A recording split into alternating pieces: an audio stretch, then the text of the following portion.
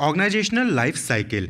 आपने marketing management में PLC यानी कि प्रोडक्ट लाइफ साइकिल पढ़ा होगा, जहां पर आपने 4 इंपॉर्टेंट स्टेज देखे थे प्रोडक्ट लाइफ साइकिल में। क्या कि इंट्रोडक्शन होता है प्रोडक्ट का, फिर वो ग्रो करता है, मैच्योरिटी स्टेज आता है, फिर डिक्लाइनिंग स्टेज आता है। तो उसी तरीके से जो बिजनेस ऑर्गेनाइजेशन होती हैं उनकी भी लाइफ साइकिल होती है, यानी कि वो भी कुछ स्टेजेस से पास होते हैं। जरूरी नहीं है कि सभी ऑर्गेनाइजेशन सभी स्टेज से पास हों, लेकिन नॉर्मली ये 3-4 स्टेज होते हैं जो कि वो फॉलो करते हैं। तो यहाँ पे भी क्या होता है कि बिजनेस ऑर्गेनाइजेशन अपना बिजनेस स्टार्ट करती है, फिर धीरे धीरे ग्रो करती है, डेवलप करती है, फिर डिक्लाइनिंग फेज वहाँ पर भी आता है। तो according to Thomas L Wheelen and J David Hunger, OLC यानी कि organizational life cycle describes how organizations grow, develop and eventually decline. यानी कि किस तरीके से जो ऑर्गेनाइजेशन है वो ग्रो करती है, डेवलप करती हैं, उसके बाद फिर डिक्लाइन कर जाती हैं, उसी को डिस्क्राइब करता है organisational life cycle. Equivalent to the product life cycle in marketing. तो जैसे मार्केटिंग में प्रोडक्ट लाइफ साइकिल है, उसी के इक्विवेलेंट ऑर्गेनाइजेशनल लाइफ साइकिल भी यहाँ पर होता है। तो अगर हम स्टेजेस की बात करें ऑर्गेनाइजेशनल लाइफ साइकिल की, तो यहाँ पे जो पहला स्टेज है दैट इज बर्थ स्टेज, यानी कि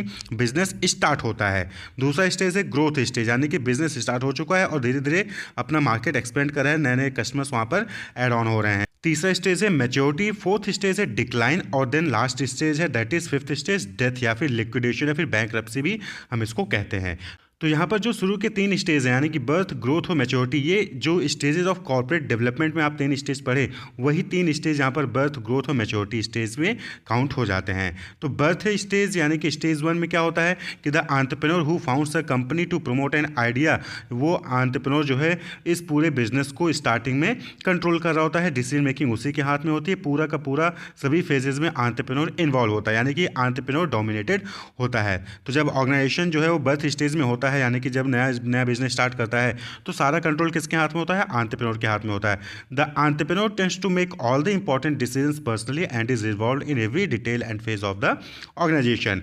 the entrepreneur directly supervise the activities of every employee. तो बर्थ स्टेज में जो ऑर्गेनाइजेशन का एंटरप्रेन्योर होता है, यानी कि जिसने बिजनेस स्टार्ट किया है, वही जो है सभी फेजेस में इन्वॉल्व होता है, सभी इंपॉर्टेंट डिसीजंस वो लेता है और सभी एम्प्लॉय को डायरेक्टली वो कंट्रोल करता है। और इसमें जो है प्लानिंग जो है वो शॉर्ट रेंज की होती है और रिएक्टिव टाइप की होती है। और यहाँ पर जो है कंसंट्रेशन इन नीच, यानी कि किसी एक स्पेसिफिक सेक्टर या प्रोडक्ट लाइन पे ही फोकस किया जाता है। बर्थ स्टेज है, नया नया बिजनेस है, तो किसी एक ही प्रोडक्ट को आप जो है यहाँ पर फोकस करके या फिर किसी एक ही इंडस्ट्री को फोकस करके जो है आप अपना यहाँ पर बिजनेस रन करते हैं। तो ऑर्गेनाइजेशन लाइफ साइकिल में जो बर्थ स्टेज होता है, वहाँ पर क्या होता है कि किसी एक प्रोडक्ट लाइन को आप फोकस करते हो, उसी पर बिजनेस अपना रन करते हो। और यहाँ पर जो है एंटरप्रेन्योर डोमिनेटेड होता है, एंटरप्रेन्योर ही होता है, यानी ऑनर जो होता है वही सारा डिसीजन मेकिंग सभी फेज में इन्वॉल्व होता है और सभी इंपॉर्टेंट डिसीजन मेकिंग करता है और सभी इंप्लॉय को डायरेक्टली कंट्रोल करता है। उसके बाद जैसे जैसे बिजनेस ग्रो करेगा तो अगला स्टेप आता है ग्रोथ, यानी कि अब जो है बिजनेस रन होना है, बिजनेस कंडक्ट करना स्टार्ट कर दिया है। अब धीरे धीरे क्या होगा कि आपकी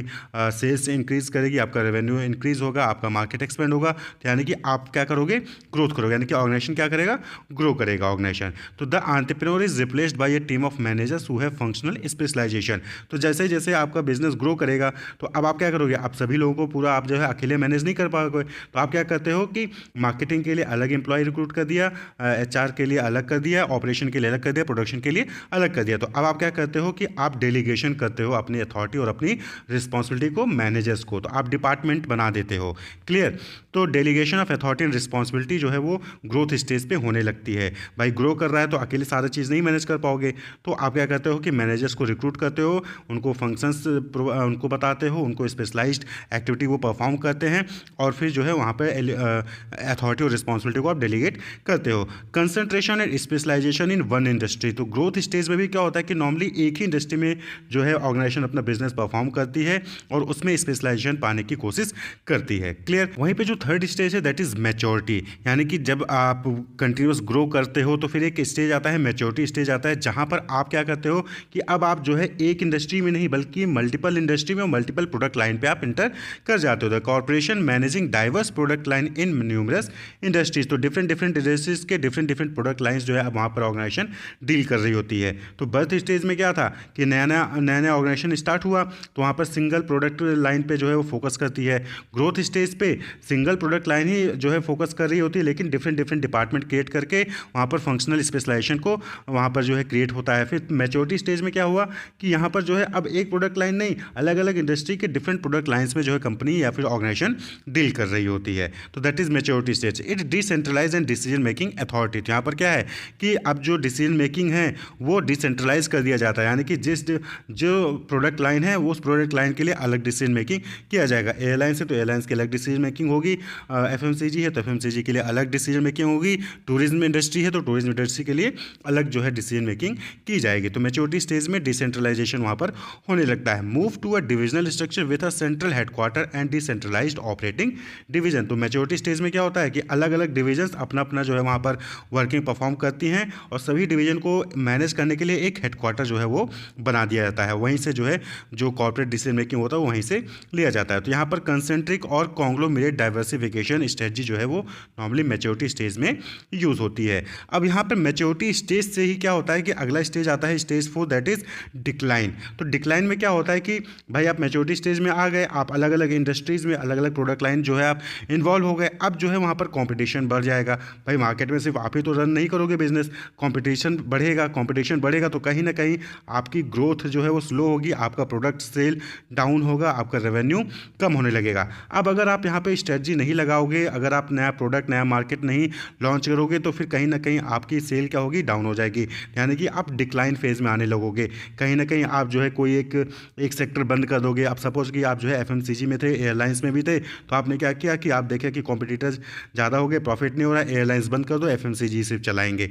तो कहीं ना कहीं आप जो है डिक्लाइनिंग फेज में आते हो। जैसे कि कोटक या फिर नोकिया की बात कर लें तो इन्होंने क्या है, इन्होंने इनोवेशन नहीं किया, नया प्रोडक्ट नया लॉन्च नहीं किया मार्केट में, तो इससे क्या हुआ कि ये डिक्लाइन फेज में चले गए। ये कंपनी जो है काफ़ी हद तक पिछड़ गई थी, लेकिन बाद में कोटक ने जो है अलग इंडस्ट्री अलग प्रोडक्ट लॉन्च करके जो है अपने आप को मार्केट में बनाए रखा। और वहीं पे स्टेज 5 है डेथ, बैंकरप्सी या फिर लिक्विडेशन भी कहते हैं, यानी कि जब कंपनी जो है वो पूरी तरीके से बंद हो जाती है, यानी कि कंपनी जो है किसी भी प्रोडक्ट लाइन को हैंडल नहीं कर पाती है, कोई भी जो है इंडस्ट्री में वो रन नहीं कर पाती है, तो वो क्या करती है, अपने आप को लिक्विडेट कर देती है, बैंकरप्ट हो जाती है, वो बंद हो जाती है। क्लियर। तो ये 5 इंपॉर्टेंट स्टेजेस हैं, बर्थ, ग्रोथ, मैच्योरिटी, डिक्लाइन और डेथ। लेकिन देखिए यहाँ पर आपको ध्यान रखना है कि सभी ऑर्गेनाइजेशन सारे स्टेजेस को फॉलो करें ऐसा नहीं है। कुछ इंडस्ट्रीज ऐसी होती हैं, कुछ ऑर्गेनाइजेशन ऐसी होती हैं जो बर्थ स्टेज में आती हैं और सीधे फिर मैच्योरिटी स्टेज पे पहुँच जाती हैं, या फिर बर्थ हुआ उसके बाद डिक्लाइन में चली गई, यानी कि जैसे ही ऑर्गेनाइजेशन रन किया तुरंत वो बंद हो जाती हैं।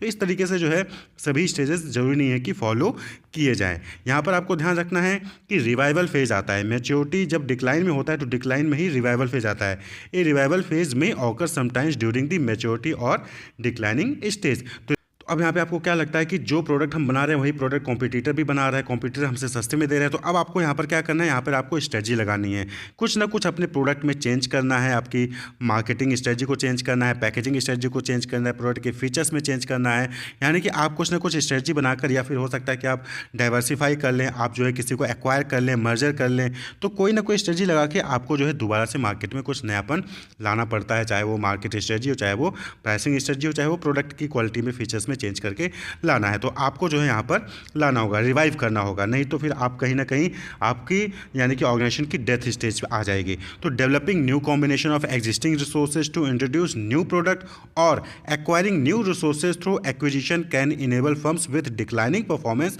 To regain growth. यानी कि अगर आपको दोबारा डिक्लाइनिंग फेज में आ गए हो और आपको ग्रो करना है तो आप जो है जो एग्जिस्टिंग रिसोर्सेज हैं उनको कंबाइन करके कोई नया प्रोडक्ट बनाइए, या फिर एक्वायर करिए कोई नया रिसोर्सेज थ्रू एक्विजिशन, तो आप जो है दोबारा से डिक्लाइनिंग फेज से निकलकर ग्रो फेज में आ जाएंगे। क्लियर। तो ये ऑर्गेनाइजेशन लाइफ साइकिल होता है। तो ऑर्गेनाइजेशन लाइफ साइकिल में जब ऑर्गेनाइजेशन नया नया स्टार्ट होता है तो बर्थ स्टेज आता है, फिर धीरे धीरे वो मार्केट एक्सपेंड करता है, सेल्स ग्रो होता है तो वो ग्रोथ स्टेज में आता है, फिर मैच्योरिटी स्टेज में आता है जहाँ पर वो जो है अलग अलग प्रोडक्ट लाइन अलग अलग इंडस्ट्री में जो है अपना बिजनेस परफॉर्म करने लगता है, फिर जो है डिक्लाइनिंग फेज आता है, और डिक्लाइनिंग के बाद फिर अगर वो रिवाइवल नहीं हो पाता है तो वो डेथ में आ जाता है, यानी कि वो बैंकरप्ट या फिर लिक्विडेशन उसका हो जाता है। तो 5 इंपॉर्टेंट फेजेज हैं, birth, growth, maturity, decline and death. Wish you all the best. Keep watching.